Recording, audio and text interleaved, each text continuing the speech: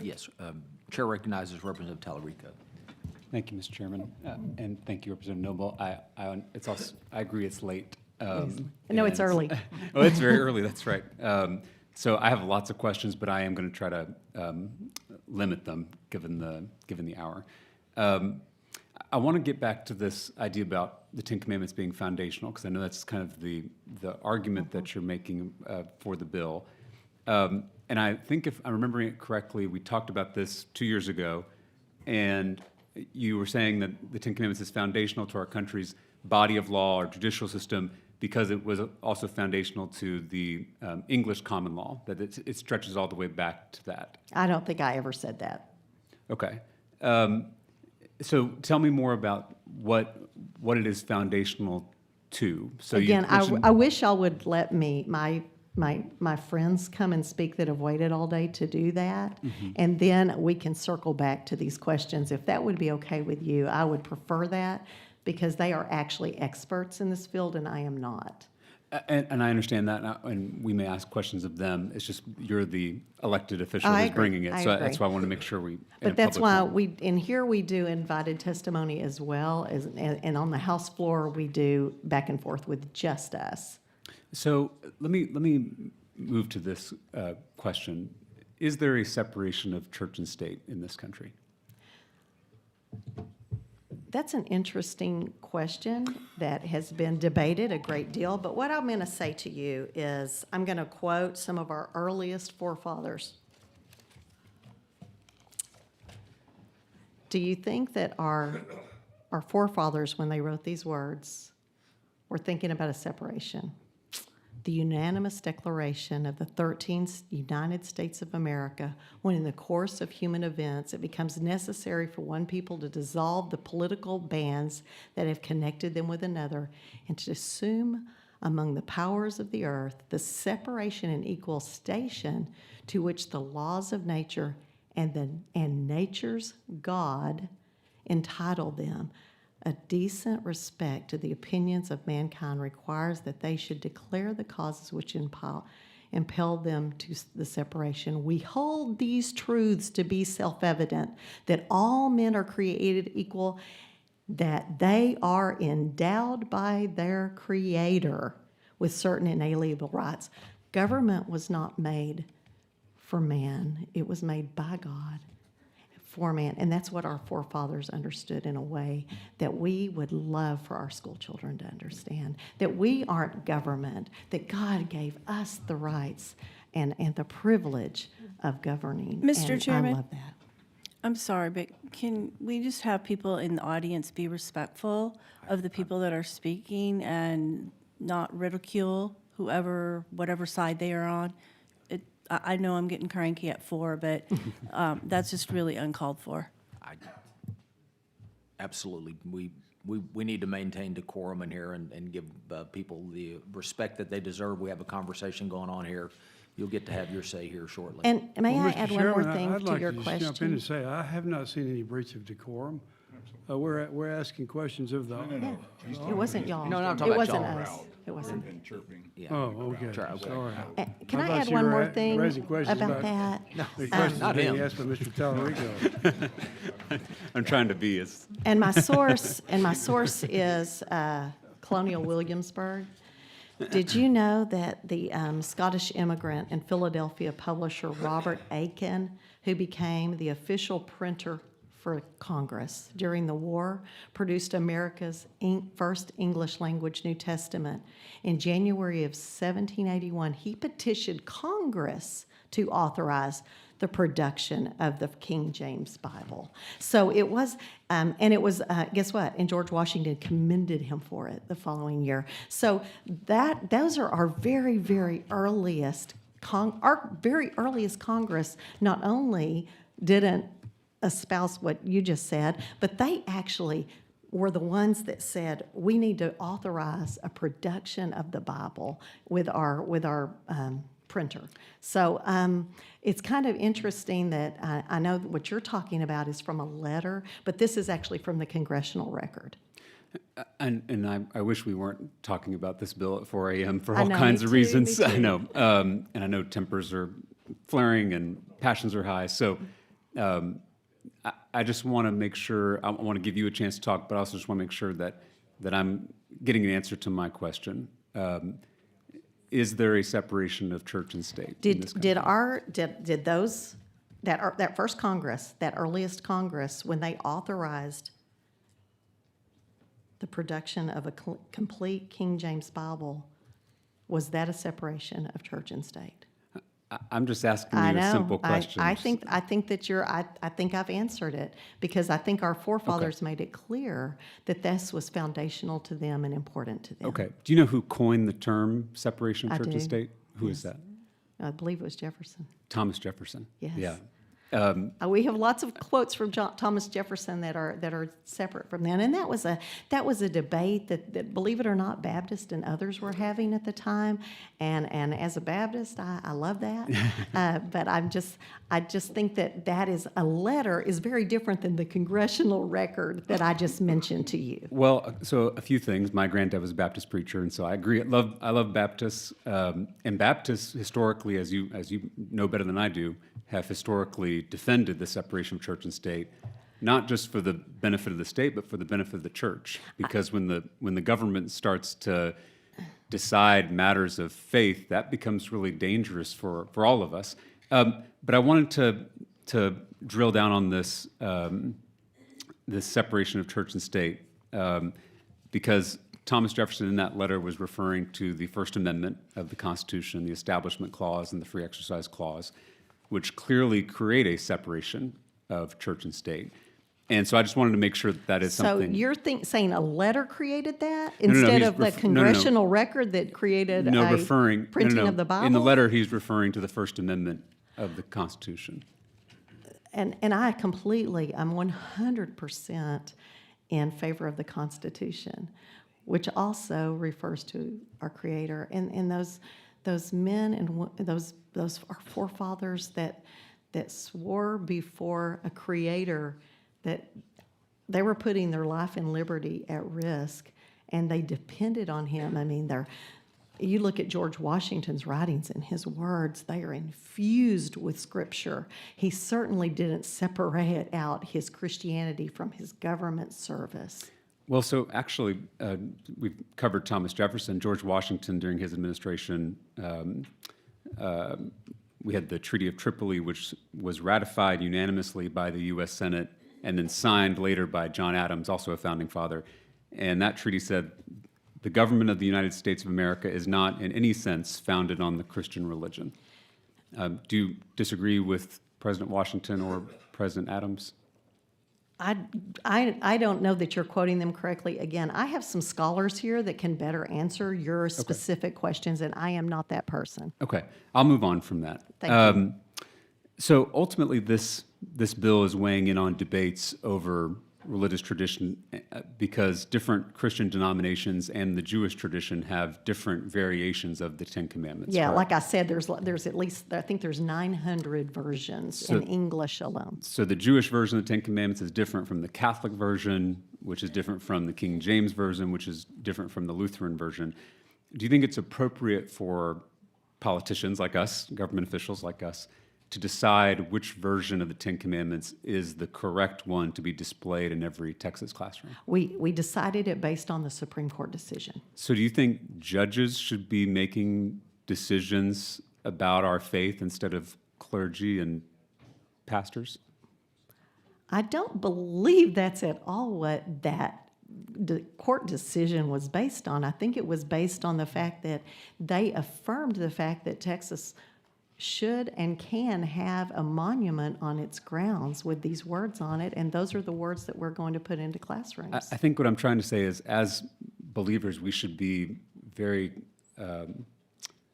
worried when judges are telling Catholics they got it wrong. Judges or didn't. telling That was the Lutherans state that they got of, it somebody wrong. tried to tell the state of Texas we had to take it out. And what we did was say, we fought back, and the Supreme Court agreed with us as the citizens of the state of Texas. I think you're misconstruing that the court decision affirmed what we did as a state, not told us what to do as a state. What I'm trying to do is point out that history shows us that there's a lot of danger when we let the state control or decide religious teachings. Because once the government can start dictating something like the true text of the Ten Commandments, what is to stop the government from dictating the true meaning of the gospel or the true meaning of the sacraments? I think this should be flashing red lights to people of faith I across completely traditions. disagree with you in every possible way I can, that our classrooms are crying out for moral guidance and ideas that we put others first, and we think of others, and that we treat others kindly, and that we respect authority. I think that in all due respect, I think that you're absolutely incorrect in that. You argue the Ten Commandments is foundational to our country's founding, but there are obviously many documents that are significantly influential in our country's founding, including the Declaration of Independence, the Magna Carta, and of course, the most foundational document, the Constitution of the United States. Do you think the Constitution is foundational to our country? I do. I believe Why- all of those are foundational to our, and I've loved visiting them in the archives in Washington, D.C. I guess what I'm trying to figure out, if that's the most foundational document, why doesn't your bill mandate that the Constitution be posted in every Well, classroom? if you want to carry that bill, you can. I'm carrying the bill that I chose to Well, carry. yeah, and I'm not interested in micromanaging what posters are put up in classrooms, which is why I would never carry a bill like this. But I'm asking why, since you are in the business of deciding what posters are up in a classroom, which ones aren't, why is the Constitution not taking that prime spot? Because it's the most foundational document.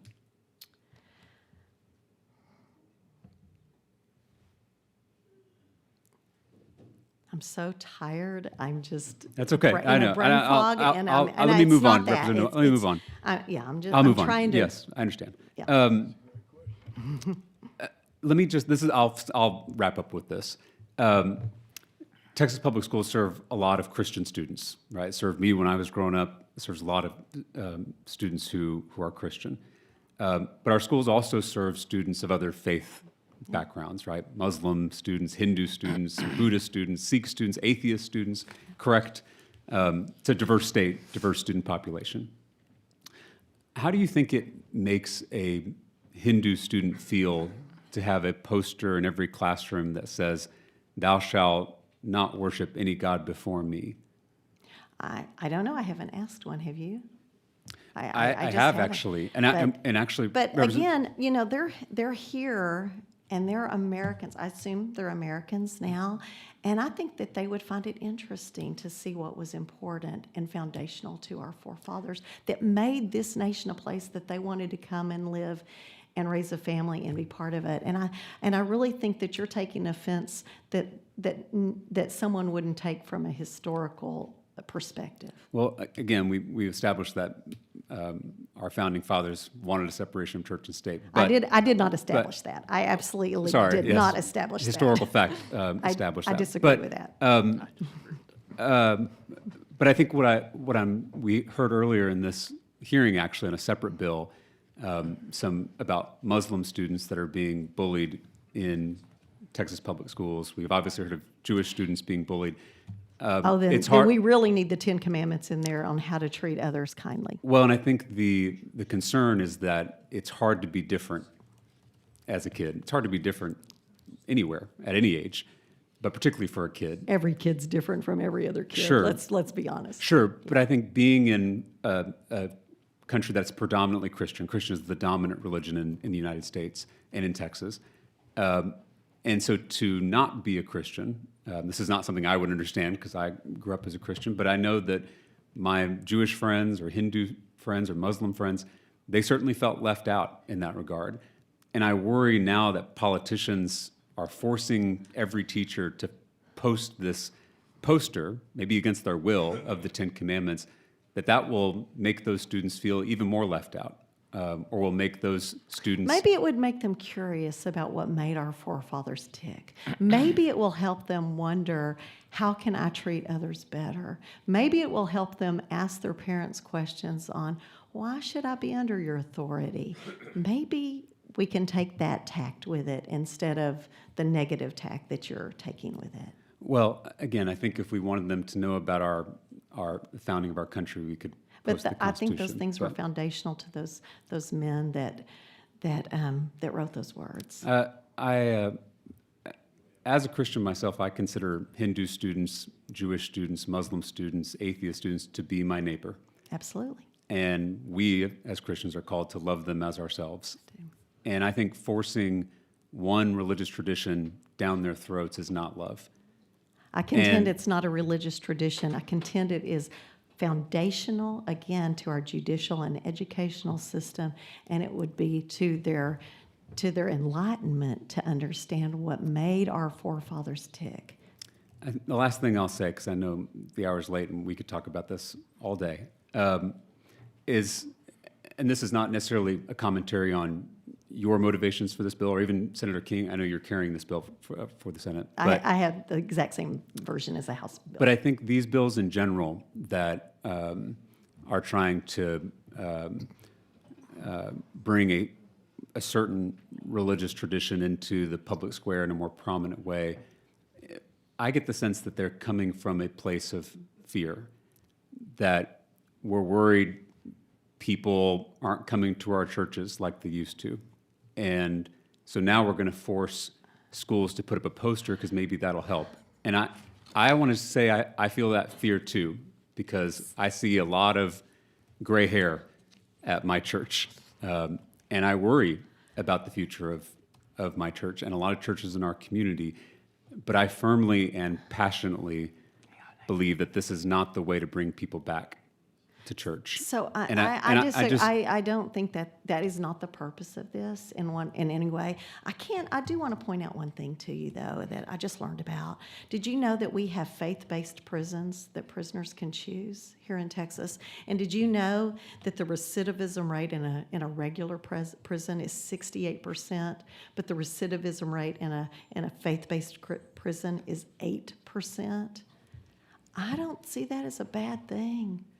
Why do we do it when they're in the trouble end of the pool and not when they're young and understand that you can treat others well and you can not steal and not kill and not lie, and that's a good thing. So based on that analogy, this is a faith-based proposal for schools. No, not at all. I just wanted to explain that there's an outcome there that's possible with understanding where our forefathers came from and what their motivation was and what was important to them. And I think that we are better off for that. I think Representative Noble, the same thing we saw with Representative Bryant's questioning, is that there's a switching back and forth of saying this is historical, Yeah. and then but then through your comments, the religion comes through, right? When you were talking to Representative Bryant, it Oh, was I about, can't be less than I am. So Sure. I'm sorry about that. No, And don't apologize. And actually, I'm not sorry about that. Yeah, I don't want you to be sorry about that. I'm just saying I think the purposes of the bill are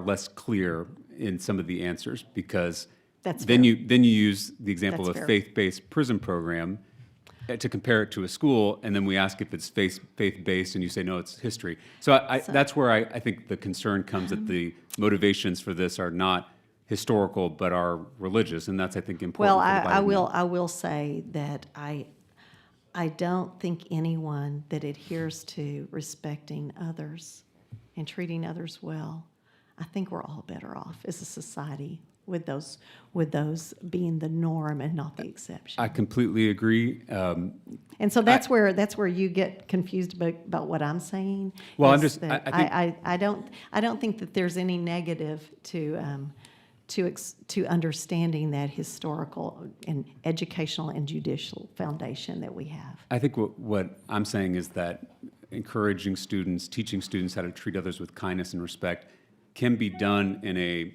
public school setting without a sectarian document. And the Ten Commandments are from a particular tradition. They're from the Jewish tradition, also the Christian tradition. And that's why I asked about the Hindu student, because it's not from their tradition. The Hindus certainly believe in treating others with respect. and loving their neighbors. And, But and but as it's far not as I coming from a know, none sectarian of our document. founding fathers were Hindu. I don't know. There might have been. I just don't know of any. Well, most of our founding fathers were deists, and we would not recognize I them disagree with that as, completely from their as writings. traditional Christians. I but, disagree with that completely from the writings. I don't know if these things are things that are up for debate. But I do want to close out what I was saying, which is that I hear from young people, Gen Z, my fellow millennials, all the time who really do long for genuine faith communities, but they see modern religion as performative. They see religious leaders who are all about power, all about being better than others. And my worry is that by leveraging our power as legislators to elevate one religion over the rest, especially in front of our children, that's the kind of stuff that gives religion a bad name. And in this country, it's what gives Christianity a bad name. I find And so I just want, I'm just going to close out because I know the time is running short. But I think for those whose goal is with this bill to create a new generation of Christians, I think it will actually have the opposite effect. And I worry that these kinds of bills will actually create a new generation of atheists who think our religion is more about power than love. And that's my primary concern with this bill. So I think you're impugning my motivations in a way that's very offensive to me, and I'd rather you didn't. well, I thank you for having this conversation with me.